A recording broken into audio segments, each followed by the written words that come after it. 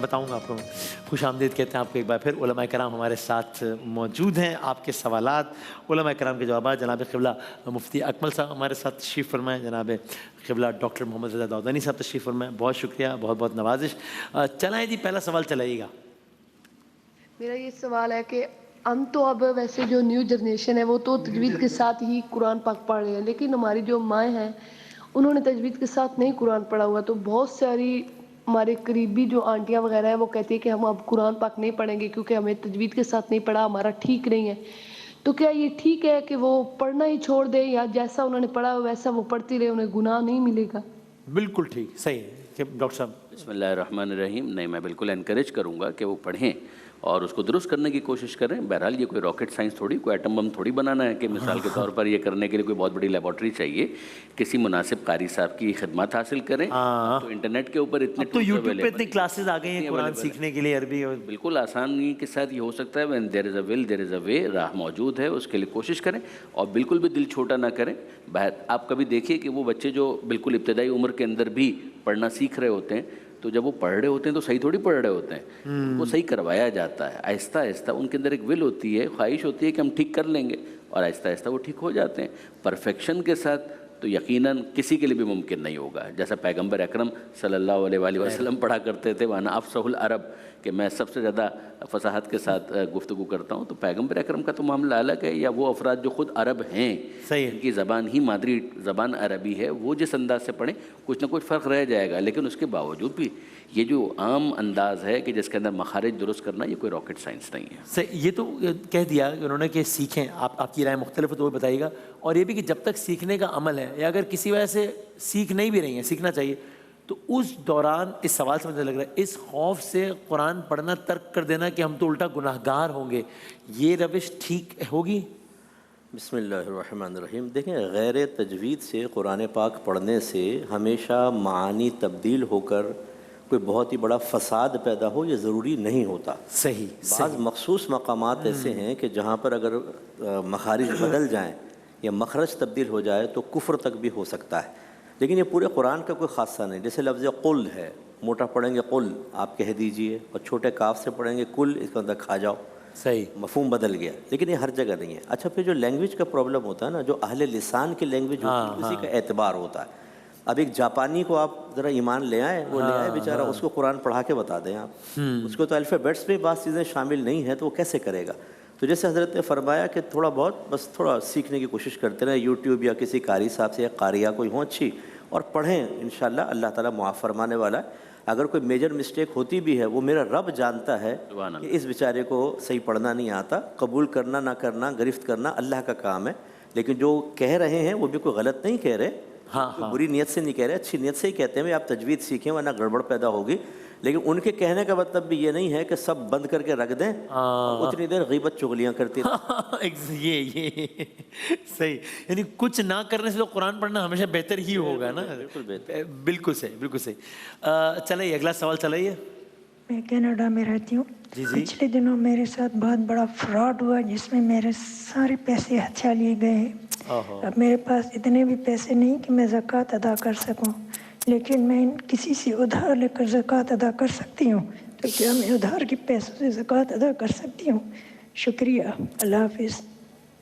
مفتی اکمل صاحب، ایک تو یعنی کتنی افسوسناک کیفیت ہے نا کہ جیسے ان کی آواز سے وہ درد محسوس ہو رہا ہے، تو ان کی تکلیف. کی بات تو یہ ہے کہ ہم ان بہن کے ساتھ بالکل ان کے درد میں مکمل طور پہ روحانی طور پہ شریک ہیں. لیکن میری گزارش یہ ہے کہ تھوڑی جب اتنی گورنمنٹ بھی، مختلف ادارے، مختلف لوگ اویرنیس پیدا کرتے ہیں تو اس پہ توجہ رکھیں. اتنے سارے اسکیم ہو رہے ہیں، تو اگر پتہ ہے گلی میں کتے ہیں تو بغیر ڈنڈا لیے نہ جائے آدمی. لیکن پھر بھی عام آدمی بیچارہ دھوکے میں آ جاتا ہے. میری بہن کو اللہ تعالیٰ، آپ انا للہ و انا الیہ راجعون پڑھیں، اللہ اس کا اچھا نعم البدل عطا فرمائے گا انشاءاللہ. دیکھیں، یہ تو فقہا نے اجازت دی ہے کہ آپ قرض لے کر زکوٰۃ ادا کر سکیں. میرے خیال میں ان کے گولڈ کی شکل میں اب کوئی چیز موجود ہے، تبھی ان پہ زکوٰۃ لازم رہے گی.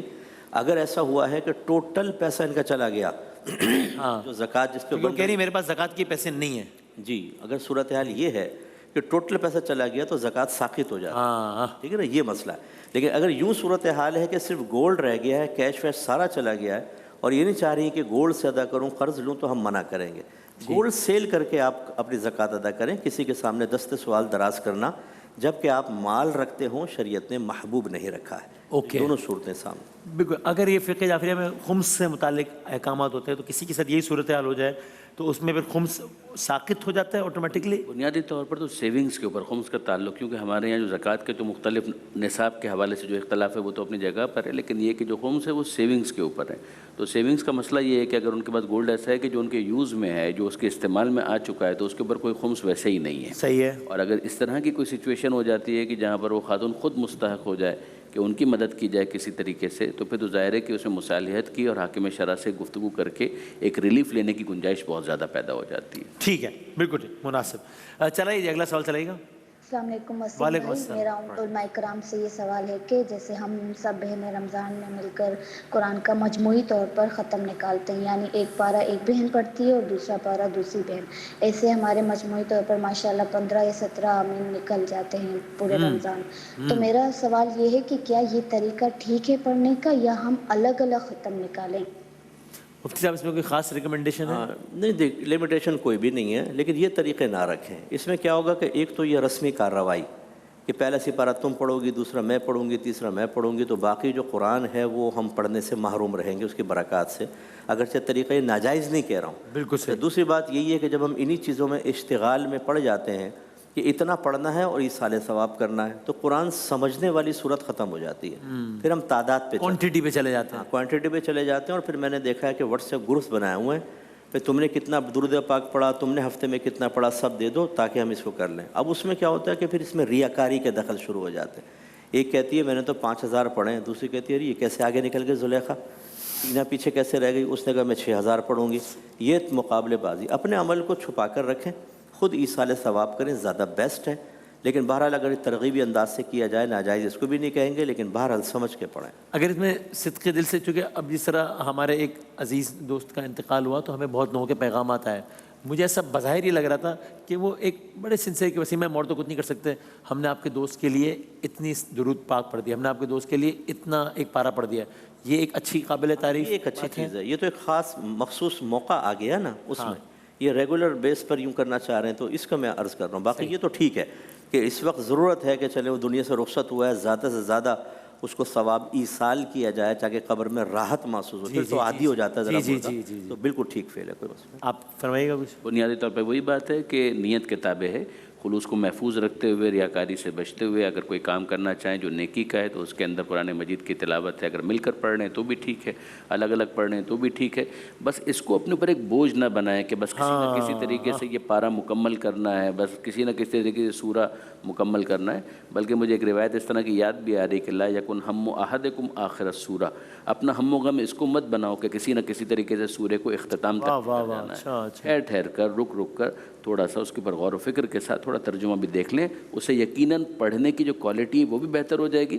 انسان خود روحانی طور پر اپنے آپ کو بہتر محسوس. اچھا یہ تو ہوتا ہے، بالکل صحیح ہے کہ آپ جب ٹھہر ٹھہر کے آرام سے پڑھیں، جب کوئی ٹارگٹ نہ رکھا ہو کہ 55 آیتیں آج کمپلیٹ کرنی ہے تو آپ زیادہ اس کو انجوائے کرتے ہیں. لیکن thought process to be honest کہیں نہ کہیں پیچھے چل رہا ہوتا ہے کہ بھائی جو ثواب ہے نا وہ عربی میں زیادہ ہے. اب رمضان میں ایک آیت کا اتنا ثواب ہے تو اگر میں آدھے گھنٹے میں 4 آیات پڑھ کے ان کو سمجھ کے کر رہا ہوں تو مجھے 4 کا ثواب ملا ہے. اور اسی آدھے گھنٹے میں 4 کے بجائے 40 پڑھ لوں گا تو میرا ثواب اتنا بڑھ جائے گا. تو اب اس پہ کیا ہے جواب؟ اسی چیز کو تو سمجھانے کی کوشش کر رہے ہیں. مفتی صاحب کی بھی گفتگو سے میں نے اندازہ کیا کہ انسان فقط کوانٹیٹیو انالیسس کی طرف نہ جائے، کوالٹیٹیو انالیسس کی طرف بھی جائے. ثواب کا تعلق صرف کوانٹٹی سے نہیں ہے. کوانٹٹی سے نہیں، کوانٹٹی کا اپنا ایک ثواب تو ہے، میں اسے انکار تو نہیں کر رہا. لیکن ایک ہوتا ہے نا کہ زیادہ کھا لینا اور ڈائجسٹ نہ کر پانا. آپ نے زیادہ کھا لیا اور ڈائجسٹ نہیں کر پا رہے. اور ایک یہ ہے کہ کم کھایا لیکن یہ کہ اس کو ڈائجسٹ بھی کیا. ساتھ ہی ساتھ آپ یہ کہیں کہ ایکسرسائز بھی کر لیا، تو کم تو کھایا لیکن ساتھ میں ایکسرسائز بھی کر لی. ان چیزوں کو بہرحال ایک بیلنس انداز میں چلانا ہوگا نا.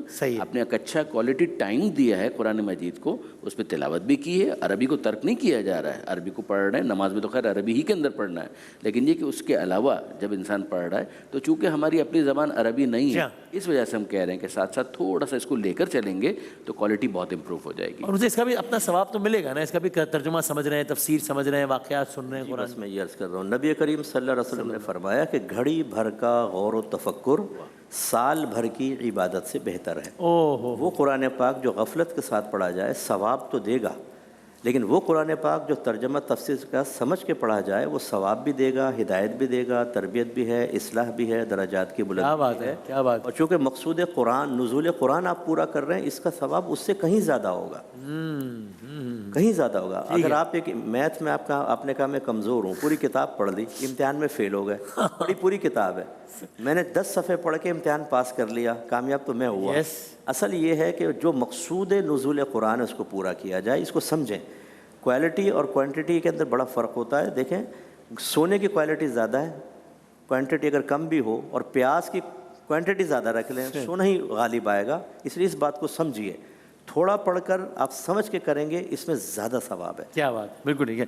آخر میں بس بتا دیں، ابھی پچھلے سیگمنٹ سے ریلیٹڈ ڈاؤن سنڈروم کا ایک ادارہ آیا ہوا تھا، یہ معاشرے میں بہت یہ اقرار نے وہ سوال بھی کیا، تو اس لیے میں نے سوچا آپ سے پوچھ لوں کہ ایک روش ہے کہ اگر کسی کی اولاد اس طرح سے کسی مرض کا شکار ہے تو بہت آرام سے کہتے ہیں اس کا کوئی گناہ ہے باپ کا جو بیٹے کے طور میں سامنے آیا ہے، یہ اللہ امتحان، اللہ کا عذاب ہے۔ یہ جو ہم کسی کی ظاہری حالت دیکھ کے یا بیماری دیکھ کے ایک سرٹیفکیٹ پاس کر دیتے ہیں کہ تو تیرا باپ بہت ہی گناہگار ہے، یہ دیکھو اولاد کا دیکھا ہے نا سامنے آیا، یہ کیسا ہے یہ عمل؟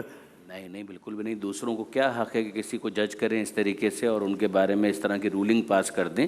ہمارے پاس کوئی غیب کا علم ہے کہ ہم جانتے ہیں کہ پروردگار عالم نے اس وجہ سے اس کے اوپر یہ کس کی آزمائش ہے، کس کا امتحان ہے، کس کا پروردگار مکافات عالم ہے؟ نے اوورآل واضح طور پر کہا ہے کہ لَنَبْلُوَنَّكُمْ بِشَيْءٍ مِّنَ الْخَوْفِ وَالْجُوعِ وَنَقْصٍ مِّنَ الْأَمْوَالِ وَالْأَنفُسِ وَالثَّمَرَاتِ۔ تو یہ تمام تر امتحانات کے مختلف انداز ہیں کہ جن کو پروردگار عالم نے بیان کیا ہے، کبھی ہیڈز کی صورت میں، کبھی اوورآل کا حسب الناس ان یترکوا ان یقولوا آمنا وہم لا یفتنون، کہ لوگوں نے یہ سمجھا ہے کہ اتنا کہنے پر چھوڑ دیا جائے گا کہ ہم ایمان لائے، ان کا امتحان نہیں لیا جائے گا۔ یہ آیت خود بتا رہی ہے کہ ایمان کے بعد امتحان ہوتا ہے، تو پھر کیسے ہم کسی کے بارے میں رولنگ پاس کر دیتے ہیں؟ ہاں کبھی یہ ضرور ہوتا ہے، اس پرٹیکولر کیس کی بات نہیں کر رہا، کہ اگر مثال کے طور پر ایک انسان وہ اپنے بارے میں خود سیلف اسیسمنٹ کرے، سیلف اکاؤنٹیبلٹی کرے کہ کیا مجھ سے کوئی ایسی چیز تو نہیں ہو گئی، رزق میں تنگی ہو رہی ہے، تو کیا میں نے ماں باپ کے ساتھ کوئی گستاخی تو نہیں کر دی ہے اس لیے کہ اس کا اثر بتایا گیا ہے کہ اسے رزق میں کمی واقع ہوتی ہے، تو وہ خود اپنے آپ کو اسیس کرے۔ لیکن جو دوسرا فرد ہے کہ جو سامنے سے مشاہدہ کر رہا ہے، جس کا کوئی لینا دینا نہیں ہے، اس کو کوئی حق نہیں ہے کہ وہ اس کے بارے میں یہ سوء ظن رکھے، بلکہ اس کو حسن ظن رکھنا چاہیے کہ پروردگار عالم نے اس امتحان کے لیے اس کا انتخاب کیا ہے، خدا اس کے درجات کو بلند کرے۔ کیا بات۔ اور صاحب ایک سوال بھی آیا تھا ہمارے پاس پہلے کہ ایک ماں نے جن کا بیٹا اسپیشل تھا، یہ کہا کہ میں نے محافل میں جانا اس لیے ترک کر دیا کہ کانوں میں آواز آتی ہے کہ کچھ کیا ہوگا نا ایسا جو بچہ ایسا ہوا ہے۔ تو یہ بس دیکھیں ہماری بھی کوشش یہ ہوتی ہے نا کہ لوگوں میں شعور بیدار کریں، اویئرنیس پیدا کریں، لیکن لوگ ہیں کہ سننے کے لیے تیار نہیں ہیں۔ اچھا ہمارے یہاں کیا ہوتا ہے، سنو اور بھولو، اور بیچ میں جب کھانا آ جائے نا تو پھر بالکل بھولو، بالکل ہی نکل جاتا ہے، وہ لنگر ونگر بیچ میں آ جاتا ہے نا تو وہ بالکل نکل جاتا ہے۔ اصل میں ان چیزوں کو یاد کرنے کی ضرورت ہے۔ کتنی دفعہ اس میں اس پہ ڈسکس کی، پہلے بات ہو چکی ہے اس میں۔ یہ تو ظلم ہوگا کہ کرے کوئی اور بھرے کوئی، یہ کبھی نہیں ہو سکتا۔ ہاں بعض اوقات ایسا ہوتا ہے جیسے حضرت نے اشارہ بھی کیا، یہ میں کہتا ہوں کہ بعض اعمال کا اثر ہوتا ہے۔ مثلا باپ شراب نوش ہے، مثلا بیٹے نے بھی شراب پینا شروع کی، تو ہم کہہ گئے تیرے عمل کا نتیجہ ہے، دیکھ تو نہ پیتا، یہ بھی نہ پیتا، باپ نے نشہ کیا، بیٹے نے نشہ کیا اور ہلاک ہو گیا، ہم یہ کہہ سکتے ہیں کہ بھئی تمہارے اس برے عمل کا نتیجہ۔ لیکن جہاں پر وہ کنیکشن ملتا ہی نہ ہو، حضرت نے فرمایا تو کون سا آپ کے پاس علم غیب ہے کہ آپ ملا لیں؟ اچھا اب میں ان سے یہ کہتا ہوں، یہ ان کا نہیں، اصل میں آپ کا قصور ہے، بچہ ایسا ہوا ہے، رد کر کے بتاؤ۔ تو کہہ رہے ہیں نا، ان کو کہتا ہوں تمہاری نحوست ہے، اب رد کر کے بتاؤ۔ وہ بولے ہمارے کیا قصور ہے، ایسا کیسے؟ میں بولے جیسے یہ ہے نا ویسے، واہ واہ واہ واہ واہ، دلیل وہ بھی تھا، بلا دلیل یہ بھی ہے، رد کر کے بتائیں آپ، نہیں کرنا چاہیے بالکل۔ بہت نوازے، بہت شکریہ دور علماء کرام کا، بہت بہت شکریہ۔ آپ اپنے سوالات ہمیں اس نمبر پہ بھیج رہے ہیں اور ہم روزانہ اس مختصر نشست میں کوشش کرتے ہیں کہ علماء کرام کے ساتھ یہ گفتگو رکھیں اور آپ کے سوال و جواب، آپ کے سوالات شامل کریں۔ ایک بریک کے بعد انشاءاللہ ہم حاضر ہوتے ہیں قرآن سائنس سیگمنٹ کے ساتھ انشاءاللہ۔ جزاک اللہ۔